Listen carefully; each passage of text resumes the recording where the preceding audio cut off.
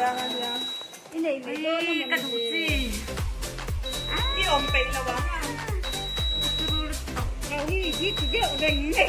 Đâu hi của nhà khác thì chàng à? Ý, ôi, thế làm phụ. Ôi, tập gì lo?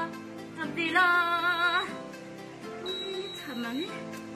Em tiểu ôi, ban đi. Em tiểu ơi, miệng thầm. Bạn ơi, cái gì vậy? Ba người thôi bỏ anh chân này đúng không? Chân. Anh ban để đi chân đấy rồi. Tiếp tục. Sambok siya. Sama ate. Tak. Apa lu kan biasa? Cuk. Jadi sini.